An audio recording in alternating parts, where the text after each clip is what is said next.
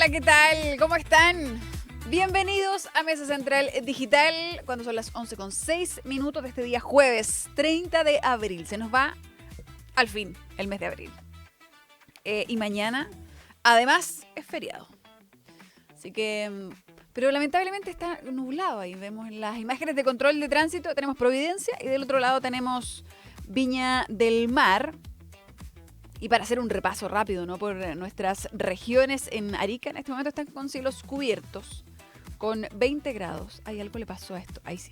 En Iquique van a tener, en este momento tienen 20 grados y la máxima también es de 22, ahí en el norte del país. Para Valparaíso se ve llovizna, lo que tiene relación ahí con la imagen que estamos viendo. Cielos cubiertos en Viña del Mar para la región, ahí más en general. En este momento apenas 11 grados y una máxima de 16 esta jornada, con cielos entonces cubiertos y esa llovizna. En Concepción hay a esta hora también 11 grados, pero están con cielos despejados, así que está más agradable. La máxima será de apenas 15 en Puerto Montt. Tienen máximas de 13 grados. También hay cielos cubiertos y lluvia este día jueves. Pronóstico de esta jornada. Vamos a la pantalla dividida porque tenemos hartas cosas de que conversar este día jueves.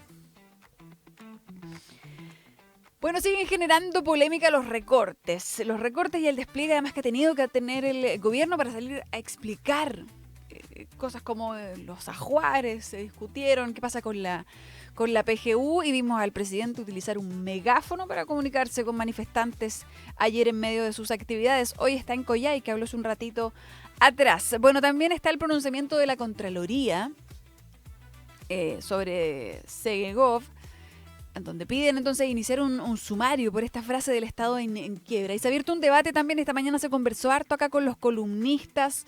También en el ratito que entró Quique Mujica lo conversaron. Y lo hablamos también en lo más importante esta mañana con Iván Valenzuela, porque hay una carta también en el Mercurio que da cuenta del debate que se ha ido generando a propósito de lo que conocimos ayer. Más allá también de que hay un plazo, de que fue bien clara la Contraloría, se habla ahora y se pone en conversación realmente cuáles son las facultades que tiene la Contraloría General de la República. Y bueno, hoy día formalizan además a los detenidos, a los imputados por este secuestro. Recordemos que son 4 las personas detenidas. Este secuestro de este hombre de 84 años en la comuna de San Miguel. Y se habla, claro, de la reactivación del tren de Aragua. Hubo una negociación, una semana bien compleja en donde las policías incluso se coordinaron con autoridades en el extranjero, con policía colombiana. Entonces hay harto que entender sobre este caso y los riesgos, claro, de que ahora los secuestros vayan cambiando de tono en nuestro país. Vamos con el primer tema. Pero como les decía, sorprendió la imagen del presidente ayer con un megáfono, hablándole eran trabajadores de la salud. Y la protesta tenía relación con eso, con los recortes que habíamos conocido. Durante estas semanas se ha hablado mucho de estos oficios. Un oficio inicial en donde se decía, ahí está la imagen del presidente, en Temuco. El Mercurio lo comparaba, dijo que el expresidente Boric también utilizó un megáfono en algún momento con manifestaciones a propósito de vivienda en 2022. Y traía otras fotografías. Javier Milei también lo ha utilizado, ese recurso. Y ya para ir más atrás, el Mercurio lo comparaba también con un acto también de utilizar un megáfono del expresidente Salvador Allende. El presidente Kast, que pidió que le prestaran el megáfono y no se lo quisieron prestar primero, pero después se lo pasaron.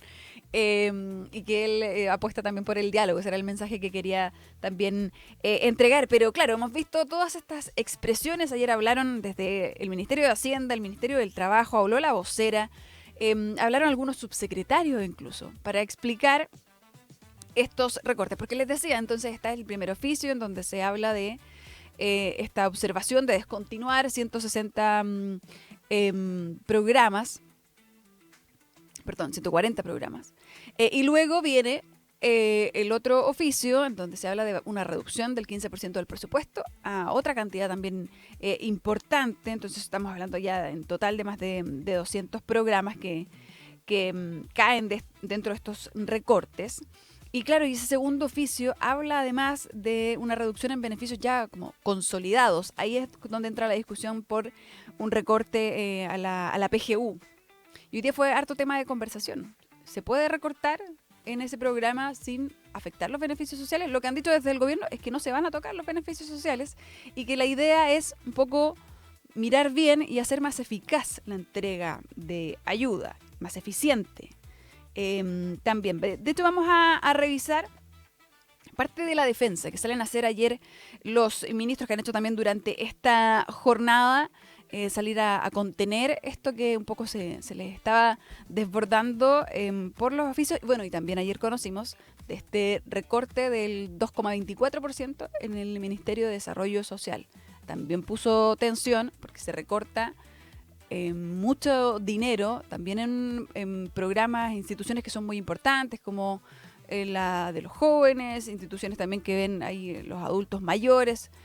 Entonces había preocupación en torno a eso. Escuchemos lo que decía la ministra vocera, lo que decía también el ministro del Trabajo. Voy a ser muy clara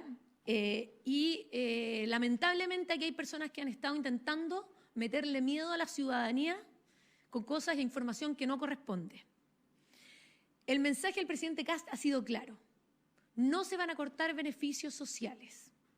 Acá esta es una información que tiene que ver con el resguardo de la buena ejecución de los presupuestos y de los planes. No se van a cortar beneficios, sino lo que buscamos es hacer el Estado más eficiente y que los programas funcionen como corresponden. Y ahí usted me puso algunos ejemplos y creo que es importante aclarar. En el caso de la JUAR, la producción mensual, por ejemplo, son de 10.000 ajuares. La demanda en el 2025 fueron aproximadamente 7.800. Estamos produciendo más. Lo que va a ocurrir es que vamos a seguir entregando a todos los niños que lo necesiten. A ver, acá hay que ser muy claros que todos los beneficios que están en la ley, que son leyes sociales, no se van a cortar. Más allá de los trascendidos, de los oficios de IPRES con recomendaciones de revisar programas o reducir presupuestos, la circular número 12, que establecía un recorte de 3%, al final, en distintas conversaciones con la DIPRES, se llegaron a distintos acuerdos. No hubo un ajuste de 3% parejo en los ministerios. En el Ministerio del Trabajo el ajuste fue bastante menor. Más bien en torno a un 1%, y los subtítulos que se recortan son aquellos en los cuales podemos hacer recortes, subtítulo 21, 22, 29, que tiene que ver con personal, con inversión en activos físicos, no financieros, viajes, cosas así. Bueno, ahí escuchábamos entonces a los ministros. En concreto lo que plantean es que se va a hacer entonces más eficiente, que los recortes no van a ser en el beneficio en sí, sino que en utilizar mejor los dineros. Lo explica ahí bien la vocera cuando dice en el tema de la JUAR, que son las grandes polémicas, yo creo que de la jornada pasada, ¿no? El tema de los ajuares, porque era una reducción de más de 1.850 millones de pesos menos en este programa de protección al recién nacido. Y ahí entran los ajuares. Y lo otro era la PGU, y escuchábamos ahí al ministro. Entonces, en concreto lo que plantean, que se está gastando de más, lo dice la vocera. O sea, tenemos una tasa de natalidad muy baja. Entonces, se están produciendo más ajuares de los que en realidad necesitamos. Y por ahí podría haber un recorte. Ahora, entre los dos oficios que conocemos, entre los 140 programas iniciales, los 160 que se suman, claro, vemos eliminaciones o impactos en salud, educación, pensiones, vivienda, transporte y cultura. Y si lo llevamos a las carteras en específico, tenemos ahí recortes entonces en educación, en desarrollo social, y en salud, donde predominan, o sea que son carteras además muy, muy importantes, y de hecho son ministerios también con presupuestos muy grandes. En educación, salud y desarrollo social son prácticamente los que tienen los presupuestos más grandes. Entonces, estaba esa disputa. El tema también con la PGU preocupa porque recordemos que durante la campaña el presidente, cuando habló también del recorte de los 6.000 millones de pesos, que se le preguntaba constantemente de dónde va a salir, y que luego no lo explica, termina, había un spot de la campaña en donde dicen, están tratando de mentir, nosotros no vamos a eliminar ningún beneficio social, te amo PGU. Entonces pasamos del te amo PGU de la campaña ahora nuevamente a esta duda que por lo menos genera este oficio que existe y que es un documento oficial y que está firmado por el ministro de Hacienda. Esta mañana estuvo acá el ex ministro de Hacienda, Mario Marcel, y abordó varias cosas. Abordó estos oficios, de hecho decía, estos son documentos oficiales. Descartó el que se pueda hablar de manera correcta de filtración, porque dijo son documentos públicos. Y habló en particular de cómo se está haciendo esto. Fue crítico decía, lo correcto sería evaluar. Si efectivamente acá hay dineros que no se usan de manera eficiente, quizás sería mejor partir al revés de lo que está haciendo el gobierno. Evaluar primero, tener esas conclusiones y luego reducir el presupuesto. No partir por reducir. Habló también de la mega reforma que debería comenzar la próxima semana y el trámite y discusión. Y dijo, yo tengo sensibilidad. A mí me negaron la reforma tributaria. Por lo tanto, dijo, además reconoció que le dolió bastante ese punto. Entonces está interesante la entrevista. Les recuerdo que está completa en nuestro canal de YouTube, aquí mismo. Saludo al chat también. Así que está completa esa entrevista. Pero vamos a revisar lo que decía el ministro en torno a estos oficios y lo que decían también desde el Frente Amplio, que llegaron ayer y pidieron en la Contraloría, en el Ministerio de Hacienda oficiar para tener todos los datos. O sea que ya dejemos de tener información por goteo, decían, y que se despeje acá cuáles son los recortes y si hay más oficios o no en torno a beneficios sociales.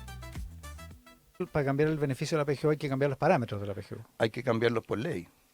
Por ley, claro. Y si se mandara un presupuesto con la PGU recortada en 15%, el gobierno estaría incumpliendo la ley.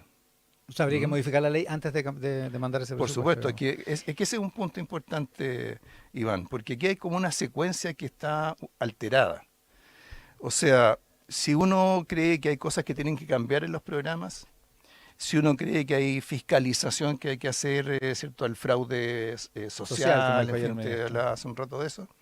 Entonces primero se hace eso, primero se fiscaliza, primero se proponen cambios, primero se proponen reformas legales y después se presupuesta, y no al revés. En su opinión, de este oficio y de todas estas acciones y de todas estas palabras, de todas estas instrucciones, como dice usted, ¿usted cree que el gobierno lo que quería era recortar estos proyectos y recortarles descontinuar estos proyectos y recortarle el 15% a estos otros? O sea, no quiero juzgar intenciones, la verdad es que no me corresponde tampoco, ¿eh? Pero creo que el punto es que lo que genera mucha confusión y que conspira un poco contra la idea de la conversación, ¿cierto?, de la cual hablaba el ministro, es que el gobierno ha sido muy taxativo respecto del recorte de gasto público. El presidente José Antonio Kast en campaña dijo con toda claridad: voy a recortar 6.000 millones de dólares. Toda la opinión pública y la ciudadanía le dijo: ¿de dónde va a recortar 6.000 millones de dólares? Y el presidente Kast, o más bien su vocero, el senador Carter, dijo: no les puedo decir, porque si supieran, yo tendría, cito, la calle incendiada. Es decir, deliberadamente decidió que no supiéramos dónde iba a recortar. Hoy día sabemos que ya ejecutó el plan de recorte, que están aquí adentro, en una oficina, en un cajón, y que se van a aplicar en la vida de millones de chilenos. Esos millones de chilenos tienen el derecho a saber cómo estos decretos van a impactar. Porque el presidente Kast dijo una cosa en campaña: esos recortes, que van a ser grandes, no van a implicar recortar ningún derecho social. Ahora sabemos que definitivamente van a implicar recortes a derechos sociales.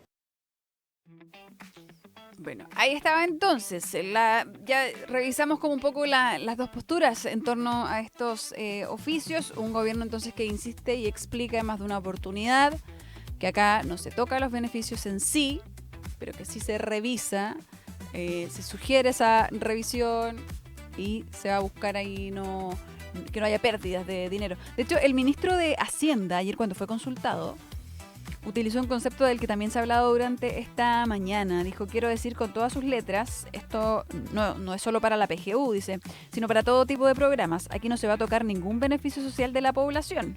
Ninguno en absoluto. Lo único que estamos haciendo, dice Jorge Quirós, en todos los casos es buscar eficiencia y también prevenir lo que ustedes ya conocen como el fraude social o el mal gasto.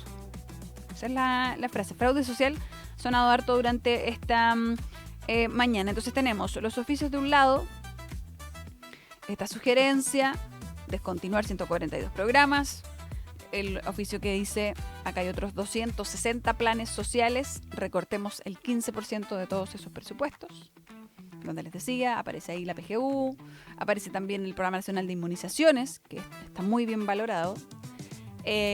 Aparecen otros subsidios como el bono invierno, el bono por hijo, asignación familiar. Y otro dato importante, claro, desde lo que respecta a la pensión garantizada universal, la PGU, es un beneficio que actualmente llega a 2,3 millones de personas. Y en el 2024 implicó un gasto fiscal de más de 5.400 millones de pesos. En el 2025 subió un poquito más, a más de 5.850 millones de pesos. Pero para el 2026 el Congreso aprobó, porque recordemos que cuando se habla de presupuesto se ve para el año siguiente, aprobó un presupuesto por 6.661 millones de pesos. Ahí va un poco la crítica del ministro Marcel. Se están haciendo las cosas un poco al revés, porque se reduce con anticipación. Esto porque estos oficios son con mira al presupuesto 2027, un poco para formular o reformular el presupuesto 2027, y de hecho por eso también se utiliza esto del cambio de paradigma para que sea como mirando a más tiempo, no solo de año a año. Y está la otra parte, la otra vereda, que es separada, pero que también tuvo un impacto, que es la reducción o el oficio inicial con el que se instala Jorge Quirós cuando le dice a todos los ministros, necesitamos que reduzcan el 3% de sus presupuestos en cada una de las carteras. Y ahí aparece lo de desarrollo social y estos 32.000 millones menos, que no termina siendo el 3%, sino que el 2,24%. Y ahí aparecen, por ejemplo, cifras bien específicas. El Servicio Nacional de Protección a la Niñez tiene una reducción de 12.000 millones. Estamos hablando del ex Sename. El Instituto Nacional de la Juventud tiene una reducción de 3.859 millones de pesos. Y ahí aparece el programa de apoyo al recién nacido, lo de los ajuares que comentábamos, en donde se restan 1.850 millones de pesos. Ahora, los flancos que han abierto estos oficios son evidentes. Como les decía, se hizo un despliegue importante de ministros para poder contener esto, salir a explicarlo. Pero también abrieron ciertas disputas ahí en el mismo oficialismo. El Mercurio lo traía esta semana en la portada, decía los versus que habían. Alvarado, el ministro del Interior, Claudio Alvarado, versus Irarrázaval, que es Alejandro Irarrázaval, el jefe de los asesores del segundo piso. Lo que pasó también entre Iván Poduje y la senadora Núñez. Arturo Esquella versus también ahí Alejandro Irarrázaval. Entonces, claro, iban ahí, han generado polémica, porque también había quienes decían, ojo con estas filtraciones. Insisto en que hay quienes corrigen y dicen, no se filtra un documento que es un documento público, un documento oficial. Pero se dio a conocer que hubo una conversación que el día martes hubo, después de todo lo que se dijo durante el fin de semana, del rol del segundo piso, del llamado que hacía Arturo Esquella como a ordenar la casa, una reunión entre Alejandro Irarrázaval y Claudio Alvarado, donde al parecer habían ahí un poco hablado de esas facultades. Andrea Valladares, la presidenta de RN, decía efectivamente el rol político lo debería definir el comité político y debería estar a cargo del ministro del Interior. Otros señalan que hay molestia desde inicios de este gobierno con Alejandro Irarrázaval, porque es él a quien responsabilizan, por ejemplo, de sugerir que este fuese un gabinete más técnico y menos político. Entonces dicen que desde ahí viene también la pugna con su presencia o con lo que significa el interior del gobierno. Vamos a revisar, porque esta mañana lo abordaron también, estas críticas, hacia qué apuntan en realidad. estas conversaciones también entre los partidos del oficialismo, los personeros, los presidentes de partido. Estuvo Gonzalo Blumel y Jimena Jara. Escuchemos lo que decían en torno a estas críticas y los flancos. Que a mí me llama la atención las críticas de Arturo Esquella por una razón, porque primero es como de gratis, porque la crítica es por la filtración de los oficios de la DIPRE y me cuesta creer que se haya filtrado el segundo piso.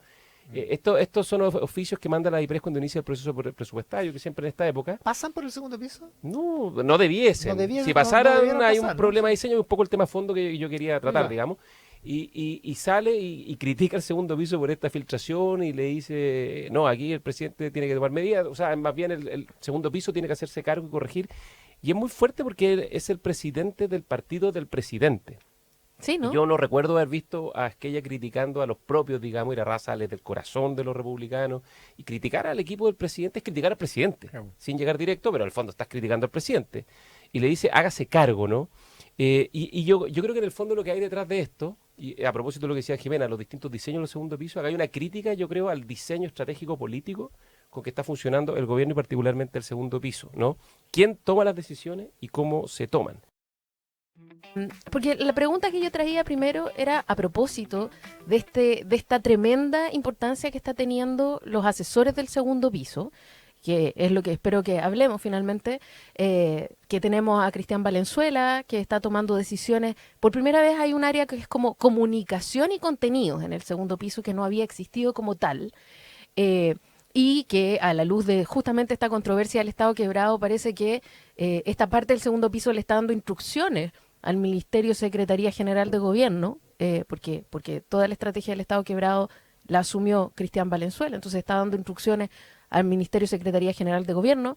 Y por otro lado, la controversia entre el ministro Alvarado y el asesor Alejandro Irarrázaval, porque habría funciones que se superponen de coordinación interministerial. Entonces la pregunta, por lo menos que me hice yo, fue, ¿esta cuestión fue siempre así? La respuesta es no, para nada. Bueno, ahí está, en la opinión que tienen nuestros columnistas en torno a estas discusiones o al parecer los roces que se han generado y que de los que se viene dando cuenta también a propósito de las distintas polémicas, en algún momento cuando sí era filtración de minutas, lo que pasa también, vamos a hablar más adelante del pronunciamiento de Contraloría, pero este concepto digo de Estado en quiebra, ¿no? También se apuntó como a quien sugiere el concepto que termina en redes oficiales del gobierno, pero también está el rol de los partidos, que evidentemente no son muy protagonistas en un gabinete que no es tan político, y claro, está el ministro José García Ruminot, que es de RN y que se ha lucido mucho, ¿no? en la instalación o en hablar de la mega reforma.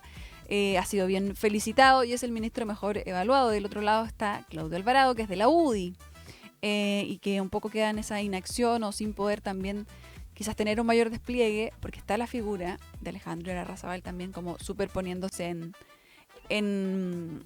como en responsabilidades. Dicen, claro, cuando se separa además el Ministerio del Interior y se crea el Ministerio de Seguridad Pública, básicamente el Ministerio del Interior, su labor ahora es encargarse de eso, de esa estrategia política. Entonces vamos a ver qué ocurre y cómo se ordena esto también de aquí a cuando ingrese la mega reforma, porque ahí sí que tiene que haber, no puede haber rencillas internas en el oficialismo. Quedan entonces pendientes también algunos otros versus. Hoy día se conoció de algunas desvinculaciones en el Ministerio de Vivienda, a cargo de Iván Poduje, precisamente de personeros cercanos a la senadora Núñez. ¿Tendría algo que ver con el llamado al orden que le hizo la senadora? Bueno, lo que responden por lo menos es que las desvinculaciones responden a falta de confianza simplemente con estos funcionarios, que son Carlos Campos y Marcela Díaz. Vamos a saludar a nuestro auspiciador, son las 11:30. Súmate a la evolución híbrida de Hyundai. Hay cosas que no se miden en ahorro, como tu familia y tu tranquilidad.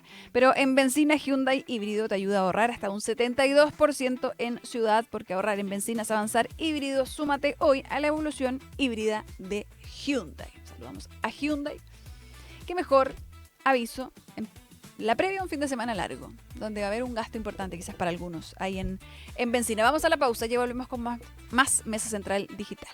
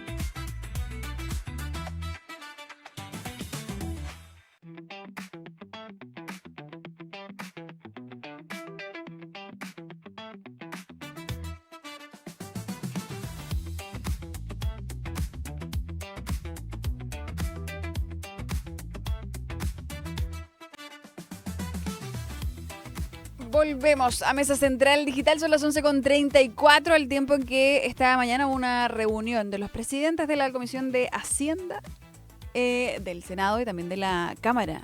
Una reunión con el ministro de Hacienda, Jorge Quirós. Están preparándose, claro, para la próxima semana comenzar la discusión de esta mega reforma. Vamos a hablar ahora de el secuestro.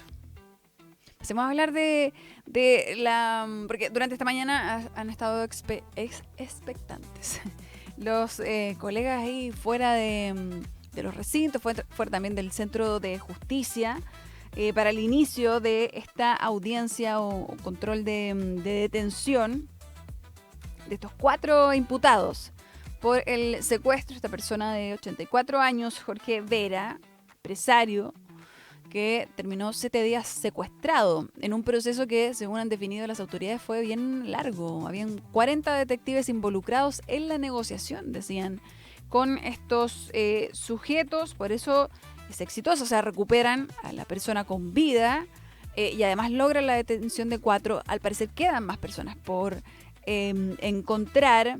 Les decía, hay un despliegue también importante, incluso internacional, en donde el director de la PDI, Eduardo Serna, confirma que colaboraron con la policía colombiana, porque cuando estos sujetos llaman para coordinar, para exigir dinero, etcétera, llaman desde números colombianos. Los detenidos son 3 ciudadanos venezolanos en situación irregular en nuestro país y un chileno.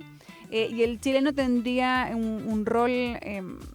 una suerte de taller mecánico en la comuna de Cerro Navia, donde habría estado en algún momento de esa semana Jorge Vera.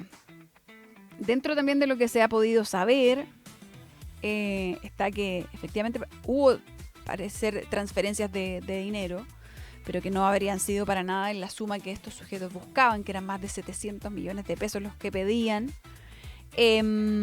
Para una persona que, claro, era conocida por tener una ferretería exitosa en la comuna de San Miguel, que tenía también caballos y también se ha dicho que prestaría dinero, ¿no? Como un prestador de dinero de manera informal, aunque las autoridades dicen que eso no sería lo porque se llega a él, sino que es más bien porque decían acá hay dinero y toman un poco entre comillas, esa oportunidad. Ahora, claro, nada justifica jamás un secuestro, pero acá lo que preocupa es que se habla de la reactivación del tren de Aragua en nuestro país.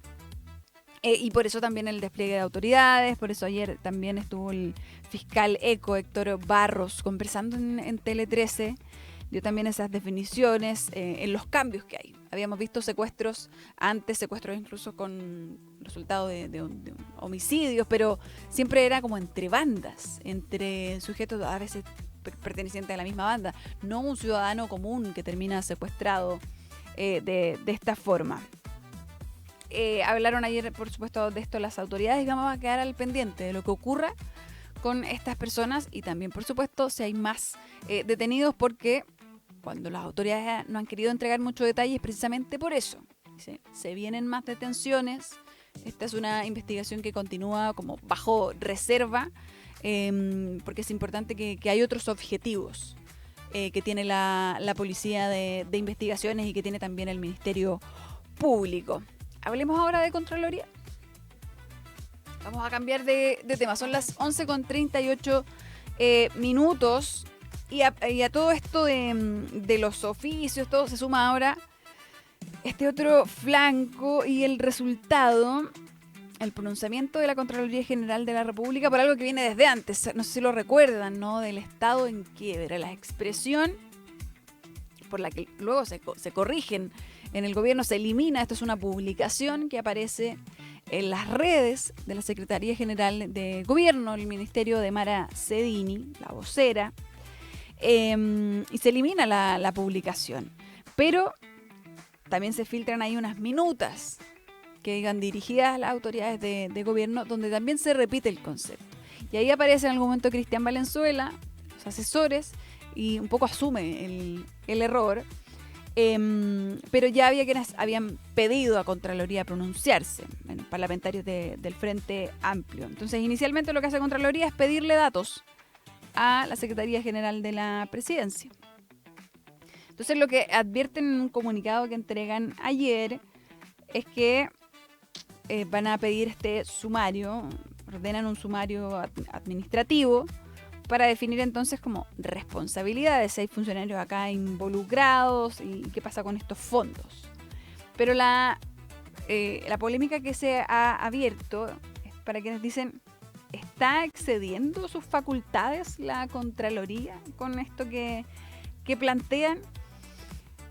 El documento de la Contraloría trae y cita varios otros pronunciamientos anteriores, legislación, pero ya casi al final menciona un poco la respuesta que tuvo antes de la CGCOP y dicen, han reconocido que se utilizó la expresión cuestionada sin ajustarse, la expresión cuestionada es estado en quiebra, sin ajustarse cabalmente al estándar de moderación, y abren comillas en cabalmente al estándar de moderación y mesura, el ordenamiento jurídico exige a las autoridades o de las autoridades en el ejercicio de la función pública, y cierra comillas. O sea, citan algo que responde la misma Secretaría General de Gobierno.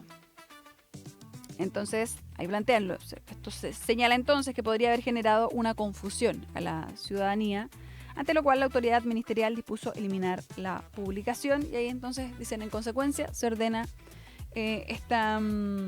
determinar las eventuales responsabilidades administrativas con los funcionarios que intervinieron en la gestión de esta comunicación. En el Mercurio venía hoy día una carta de Pedro Anguita, académico, abogado, en donde plantea y dice que le parece que un poco como que se exceden porque se están refiriendo, ¿no?, a lo que se puede o no informar, cuando lo que debería hacer Contraloría es un poco cuidar que los fondos se utilicen de buena manera. Entonces ha abierto un debate, está interesante.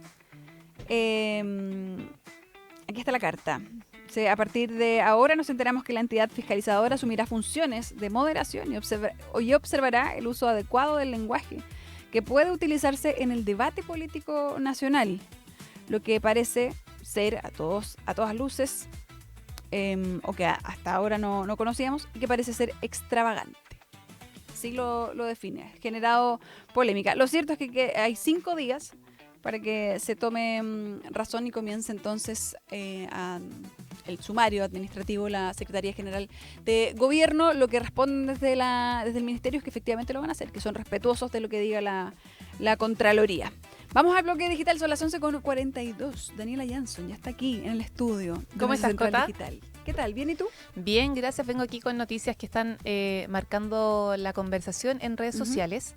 Vamos a hablar sobre Global Summit, una flotilla que está navegando rumbo a la Franja de Gaza, con 58 embarcaciones, que esto despertó las alertas en Chile, porque estas embarcaciones tienen entre sus tripulantes a chilenos, entre los que se encuentran, por ejemplo, el artista Claudio Cayosi, Cayosama, la periodista Carolina Altit, Ignacio Latón de Guevara, Bruno Salas, Franco Torti y el ex dirigente estudiantil Víctor Chanfró.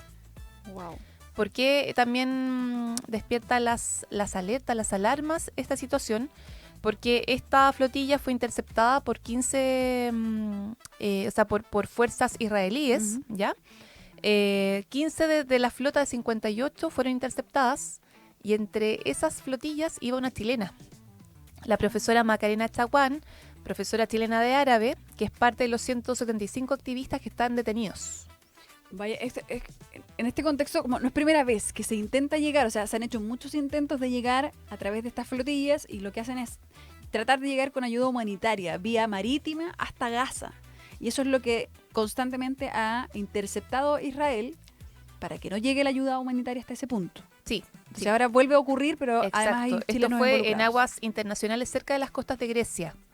Esto, para ser más específica, en las aguas que separan la península griega del Peloponeso y la isla de Creta. Según el rastreador de la propia flotilla, también los mismos tripulantes chilenos han dicho a través de sus redes sociales tanto Claudia Cayosama junto con Víctor Chanfró, que ellos vieron láseres, también vieron flotillas desconocidas, después también identificaron que eran fuerzas de Israel, barcos militares sospechosos también decían, y bueno, también desde Cancillería chilena nos contaron que se instruyó a la misión en Israel contactar a las autoridades de dicho país y estar listo para otorgar la asistencia consular que requiera este caso. También se instruyó tomar contacto con el embajador de Israel en Chile con el objeto de poder recabar más antecedentes sobre esta situación, porque también las amistades, los familiares de Macarena Chaguán están haciendo una campaña en redes sociales para que esto también tome mayor notoriedad, porque no han sabido de Macarena ni en qué estado se encuentra, ni dónde está tampoco. Incluso en sus redes sociales se compartió un video de ella diciendo: si están viendo este video es porque fui secuestrada por Israel. Que es la tónica que en algún momento también la primera flotilla iba Greta Thunberg. Y también hicieron eso, dejaron los videos listos, decían, y todos eran en la tónica de si lo están viendo es porque nos detuvieron, nos interceptaron. Y recuerdo que lo que hizo Israel fue grabar el momento en que los interceptan y decir, les dimos comida, están bien, pero no vamos a permitir que lleguen hasta como que cumplan con el objetivo. Exacto. Y la consigna que se usa es como all eyes on Gaza, que es como todos los ojos mirando a Gaza, que es para precisamente llevar atención al conflicto. Exacto. Y por ejemplo también autoridades internacionales han levantado la voz, en este caso fue Giorgia Meloni, la presidenta del Consejo de Ministros de Italia, que exigió la liberación de los integrantes de la flotilla Global Summit, sobre todo, por supuesto, también para tener en cuenta los ciudadanos italianos que van en estas flotillas. A través de un comunicado, el Ejecutivo italiano informó que Meloni encabezó una reunión con el canciller y con autoridades de su país para también saber en qué situación están los activistas del país europeo. Perfecto, o sea, hay acciones de nuestra Cancillería también, eso es importante sí. saberlo. Y el presidente, claro, está en Coyhaique, o sea, no sé si durante la jornada a lo mejor se refiere a esto. Sí, estamos consultando con Cancillería, así que vamos a estar atentos a este tema durante el día, así que atentos también a nuestra programación. Otro tema que también está causando debate y mucha felicidad es el fin de semana largo, porque este viernes 1 de mayo es feriado irrenunciable por el Día del Trabajador, por lo que muchos trabajadores y trabajadoras van a poder descansar, disfrutar, hacer lo que ellos quieran. Exacto, siempre es viernes en mi corazón, como dice Alex Banter. Aún mejor. Exacto, por este motivo las autoridades han dispuesto medidas de contingencia, tú sabes, por la salida de los autos. El MOP, por ejemplo, informó que espera que salgan más de 414.000 autos. Es una cifra Y el flujo alta. vehicular se va a concentrar este jueves entre las 7 y las 22 horas. Vaya, 7 de la tarde y vaya. las 22 horas y mañana entre las 10 de la mañana y la 1 de la tarde. Todavía les queda un poquito de plazo, ¿no? Porque son las 11:46 para utilizar el peaje de 1.000 pesos. Exacto, sí, porque el peaje a Luca, bueno, está dirigido a los vehículos que salgan entre las 7 y la 1 en la ruta 68 y también en la ruta 5 Norte. También mañana, viernes 1 de mayo, entre las 7 de la mañana y las 10 de la mañana, en los mismos peajes. Perfecto. Las mismas medidas van a estar para el retorno a la región metropolitana y también, por ejemplo, la subsecretaria de Turismo junto al Senatur calcularon que van a haber más de 270.000 viajes con pernoctación a nivel nacional. O sea que la gente se va a quedar fuera de sus casas, de sus regiones. ¿Y cuáles son las principales comunas, los principales destinos de la gente, te preguntarás? Viña del Mar, El Tabo y Algarrobo. Claro. O sea, algo que permita cambiar de aire. Exacto. Y no sea un viaje tan largo porque está cara la benzina. Está cara la benzina, no se puede mover, claro, moverse muy lejos. Y una última noticia que se supo hace muy poco. Estamos escuchando a Alex Banter, uno de los músicos más influyentes del pop chileno y latinoamericano contemporáneo. Va a celebrar sus 20 años de trayectoria en el Movistar Arena, el 29 de agosto. Este es el hito más relevante de su carrera y también va a presentar éxitos como los de Odisea, Teleradio Donoso, Alex y Daniel. También sabemos que Alex Banter es un productor muy importante, muy reconocido para artistas mexicanos, argentinos también, puertorriqueños. Entonces va a estar muy interesante este concierto. También él promete artistas invitados. Y las entradas a la venta van a estar disponibles del 5 de mayo a las 10 de la mañana en sistema.ticket. Maravilloso. 20 años. 20 años de carrera, sí. ¡Wow! Harto tiempo. 20 años, sí. Y harto éxitos. Uno se pregunta, tiene 20 años de carrera, ¿cuántos años tiene uno? Pero Sí, ¿qué estaba pensando? Sí, Alex uno que Andantes. creció con la música de Teleradio Donoso, Sí. uno también crece junto a Alex Andanter. Vaya, vaya. Pero va a estar entretenido. Una fiesta, una celebración a esa carrera plagada de éxitos. Muchas gracias, Tani. Te voy a invitar a que saludemos a Discobolo. Certificaciones digitales inteligentes. Discobolo está transformando la forma de certificar logros con credenciales digitales inteligentes, seguras y verificables en tiempo real. Una solución que no solo reduce fraude, sino que convierte cada certificación en una herramienta activa de visibilidad y de valor profesional. Muchas gracias, Discobolo, por estar con nosotros. Dani, te invito a la pausa cuando son las 11:49.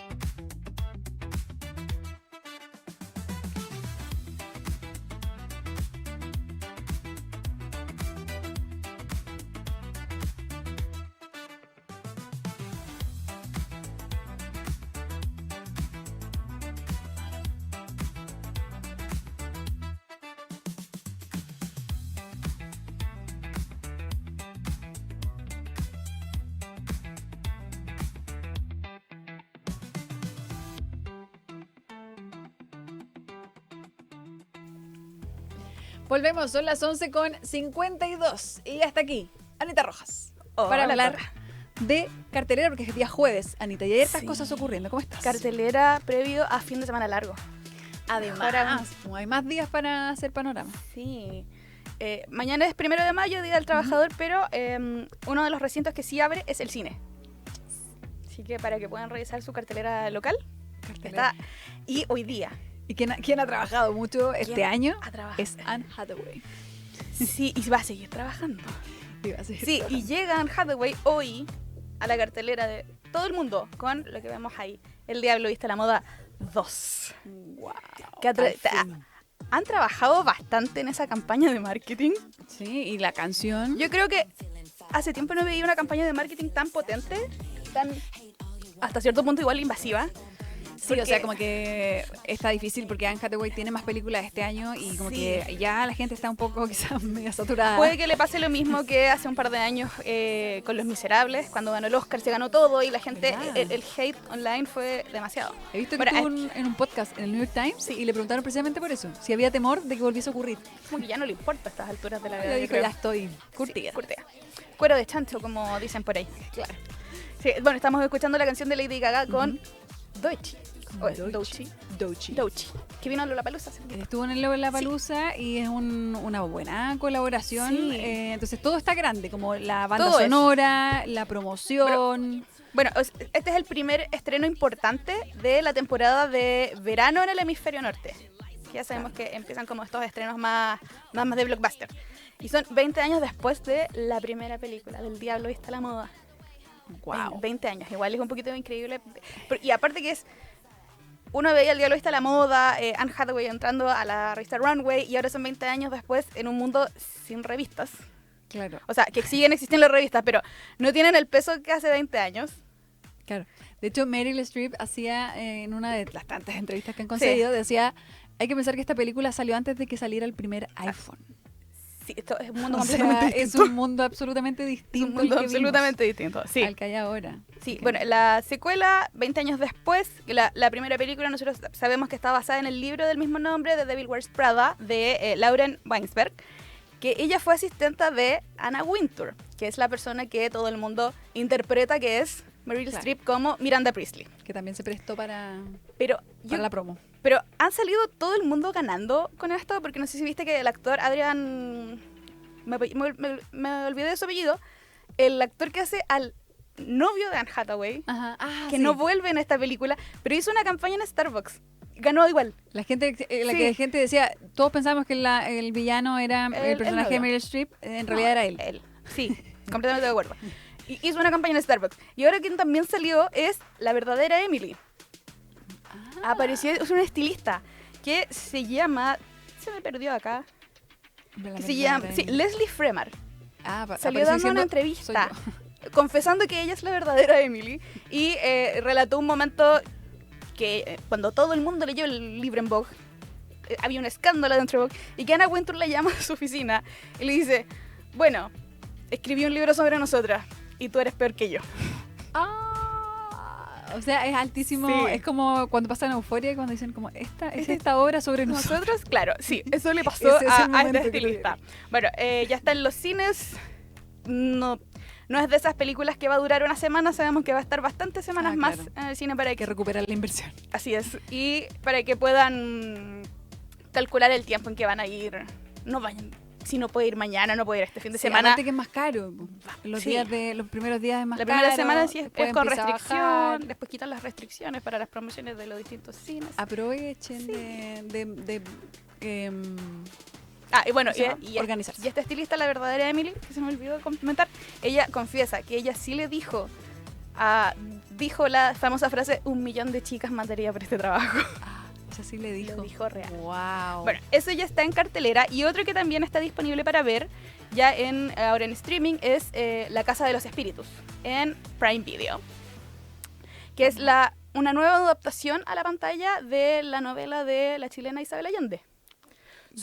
Internacional se vuelve esta novela. Que escuchaba a la actriz española que sale ahí abajito en ese póster, y ella decía que como habitando el personaje se sintió muy extranjera. Decía, esto es muy chileno, es muy latinoamericano, que hago yo española, pero después decía, es muy universal el lenguaje de Isabel Allende, y que por eso también es tan valorable, y es una buena oportunidad que él salga en una plataforma así de grande. Y así de grande y mundialmente. Son 8 capítulos que sabemos que recorre las distintas generaciones de la familia Trueba con Clara, Blanca y Alba. Vaya. Siento que como que la quiero ver, además porque recuerdo poco de la novela. Tengo como una confusión, son tantas las novelas de Isabel Allende que tengo una confusión en la cabeza. Y para hacer el gancho con lo que estábamos hablando recién del Diablo Viste a la Moda, poca gente se acuerda, y a mí me parece un poquito increíble que, esto fue en 1993. Yo estaba caminando. Yo nací ese año. Gracias. Bueno, en 1993 hubo otra adaptación de La Casa de los Espíritus, con Meryl Streep protagonizando, ¿Verdad? con Jeremy Irons, con Glenn Close, Winona Ryder y Antonio Banderas. O sea, además hay una nueva propuesta, una nueva entrega después Sí. de 30 años. Para No mí es que menor. esa película no sea tan conocida es igual un poquito increíble, Vamos a ver con cómo ese le va ahora. reparto. Y finalmente en la cartelera, no para ver en la pantalla del computador o del celular, sí, porque tienen que ingresar a The New York Times para ver este listado que hizo con la New York Times Magazine sobre los 30 mejores cantautores vivos de Estados Unidos. Se abrió debate con eso. Se abrió un gran debate. Como dicen por ahí, popularmente quedó la toleta. Sí, yo de hecho lo compartí porque a mí me emocionó harto, porque dije que entretenido, siempre hay harto respeto por Sí. quienes escriben sus propias canciones. Y me dio me impactó porque nuestra propia audiencia me decían, es que no me parece que esté Taylor Swift. O me decían, es que no me parece que esté Bad Bunny. Es que como comparan a Bob Dylan con Bad Bunny. Y en realidad, claro, esto no es un ranking, no dice que No, quién es viene mejor- primero. ni quién es Son mejor 30 que otro. nombres. Sí. Y dicen, aquí están. Ustedes piensen. Sí, bueno, ahí estamos escuchando Love Story Love Story. de Taylor Swift. Bueno, claro, se utiliza a Taylor harto como gancho, Obvio. pero hay de todo un poco y está entretenido, encuentro yo. Sí, porque por ejemplo no es solo Taylor Swift, porque una de la, cada artista, cada compositor se destaca un par de canciones de cada una. Ujú. Y esta es como Love Story, que es el primer como hit Sí. de Taylor, que es del disco Fearless. Y ella comenta que es como la primera canción que le dio lo mismo escribir de qué pensar el resto. Claro. Es que, bueno, como tierna además, igual. esta es una pregunta muy difícil de responder y eso lo dice el New York Times. Como además no es como antojadizo, son muchas las personas que colaboraron, partieron haciendo como unos listados, los fueron achicando. Después Gente de llaman, la misma industria también, que opinó. claro, muchos críticos participaron de esto hasta que llegan a 6 críticos de la revista Times que llevan décadas hablando sobre Sí. música y escribiendo sobre música y ahí definen entre los nombres que se repetían mucho. Entonces aún así no está la respuesta porque finalmente ¿qué es un buen escritor? Es algo que te llegue al final. Claro, es algo que es súper Es vulnerable. muy subjetivo todo eso. Es Bueno, muy subjetivo. para no quedarnos solo en Taylor Swift, también está Fiona Apple, tremendo. Paul Simon, de Simon and Garfunkel. Nile Rodgers, de Chic. Stevie Wonder. Ya para irnos a otra esfera, Jay-Z, Missy Kendrick Elliott. Lamar. Claro, Kendrick Lamar. Bueno, Kendrick Lamar se llevó un Pulitzer hace un Tiene par de un años. Pulitzer, así claro. que- Que eso era lo que yo defendía, porque eso de decir como es que el que canta reggaetón no merece estar, y en este caso hace un tiempo también se decía, el que canta rap, ¿por qué se va a ganar un Claro. Pulitzer? lo Pero ganó. sabemos que la barrera, la música tiene también eso de ser autobiográfica, Sí. de poder... y de encontrar la mejor manera para expresarlo. Claro, y contar historias a través de canciones encuentro que es un arte muy bonito y que está en... Y es un talento que no todos Y tienen. no todos tienen. Si está lleno de es artistas que difícil. pueden hacer hitazos, pero no todos escriben sus propias canciones. Es difícil. Sí. Bueno, también Dolly Parton, Lionel Richie, Karol King. Bueno, y en la bancada, por decirlo así, latina, Bad Bunny. Que bueno, lo que me decías tú recién, ¿por qué está Bad Bunny? Que la gente Yo discute. creo que después del Super Bowl no se puede poner en discusión. Sí. Porque está. Y en el listado. Romeo Santos. Romeo Santos, como los latinos. Pero claro, Los ellos están ahí. latinos. Esto es un listado, además que incluye solo es para estadounidenses. Son puros Sí, artistas estadounidenses. eso sí. Y ellos lo incluyen porque son puertorriqueños. Claro, a mí me tocó leer en internet. Bueno, yo lo tengo en la polera. ¿Por qué no está Paul McCartney? Porque Paul McCartney es británico. Claro, por Por eso. eso no está en la lista. Ese es el punto. Pero a mí me gusta que no los hacen competir. No dicen No, quién no ponen el número 1 es tal, porque no es necesario. Uno Pero- mismo tiene su propio ranking de quién es su Pero mejor. es un buen debate. Y es que lo que me gustó más, lo lindo, es que adjuntan en cada uno de los artistas, explican por qué los eligen, y hay una suerte de perfil que escribe otro artista sobre ellos. Sí. El de Taylor Swift lo hizo Stevie Nicks, la gran, maravillosa Stevie Nicks, y es súper emotivo porque dice que una canción de Taylor la ayudó a superar la muerte de Christine McCavie. Entonces, ¿cómo le vamos a decir que no se merece estar en Sí. el listado? Si escribe Stevie Nicks sobre ella. Sí, eso es lo bonito de ese tipo de rankings y también qué es lo que hace la revista Time con sus perfiles, que no es un crítico, no es un periodista, es otro artista de la misma liga que le escribe Claro. hacia el otro artista. Entonces es como el respeto entre pares que es muy bonito. Yo creo que es una instancia para, Sí. en vez de mirarlo desde el punto de vista de decir, es que no está mi favorito, es para decir, mira, puedo conocer nuevos Así es. autores. con los brazos abiertos. Tenemos un fin de semana completo, Sí, fin de semana largo para Escuchar. escuchar música nueva. Anita, muchas gracias por este bloque Gracias y esta a ti, Cota. cartelera. Cuando son las 12:03. Te agradezco por acompañarme. Muchas gracias. Oye, y nos vamos, se nos va el programa. Les recuerdo que nos vemos el lunes, porque ya fin de semana largo. Nos vemos el lunes a las 11, aquí mismo, Mesa Central Digital. Tenemos sitio web teletercerradio.cl. Están nuestras redes, por supuesto, y está acá nuestro canal de YouTube. Todas las entrevistas, todo lo que pasa, queda completo también en nuestro canal. Que tengan un excelente fin de semana largo. Nos vamos con unas imágenes estupendas que grabó ahí don Pablo Ríos. Que tengan buen fin de semana largo.